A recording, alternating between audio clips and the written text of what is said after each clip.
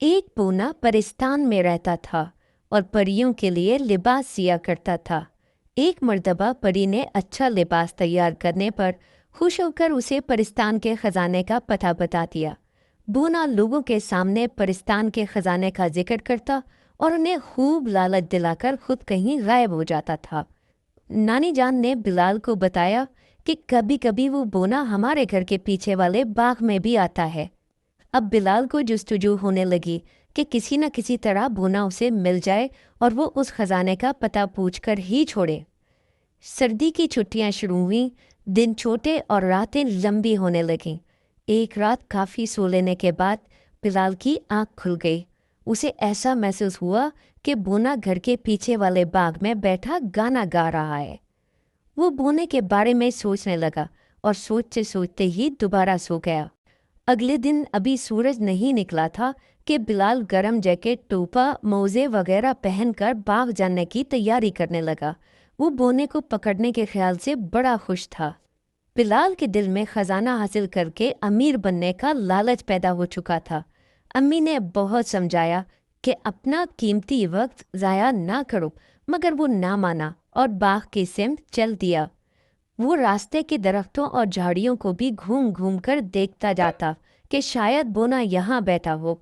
बाग में पहुंचकर बिलाल ने कोना कोना छान मारा, मगर बोना ना मिलना था ना मिला। यहाँ तक कि रात का अंधेरा छाने लगा।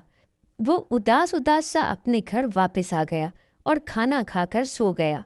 रात के 2 बजे फिर बोने के गाने की आवाज़ से उसकी आंख खुल गई और वो बेचैन होकर उठ बैठा। उसे लग रहा था जैसे बोना इसका मजाक उड़ा रहा हो।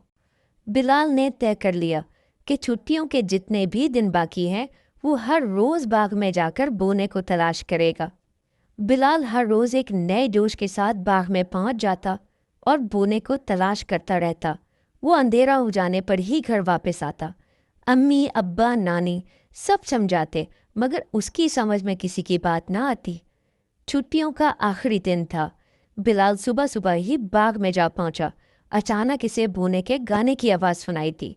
आवाज़ की सिमत देखा तो एक बोना एक घने दरख्त के पत्तों में छुपा बैठा गाना गा रहा था।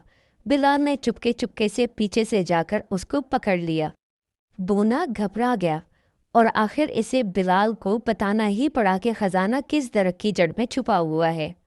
बिलाल ने अपने जूते का तस्मा निकाला और खजाने वाले दरख्त की टहनी पर निशानी के लिए बांध दिया और खुद फावड़ा लेने चला गया। जब बिलाल वापस आया तो सब पेड़ों की टहनियों पर वैसे ही तस्मे बंधे थे और बोना गायब हो चुका था। वो बहुत देर तक वहीं खड़ा सोचता रहा कि खजाने वाला दरख्त कौन सा है। आखिर थक हार कर घर वापस आ गया। ना ही बोना उसे मिला, ना ही खजाना, मगर उस खजाने से भी कीमती सबक इसको मिल गया था। वही सबक जो पहले ही दिन इसकी अम्मी ने से दिया था कि बेकार काम में अपना कीमती वक्त ज़ाया ना करे। इस वीडियो को लाइक कीजिए, हमारे चैनल को सब्सक्राइब कीजिए और बेल आइकन पर क्लिक कीजिए।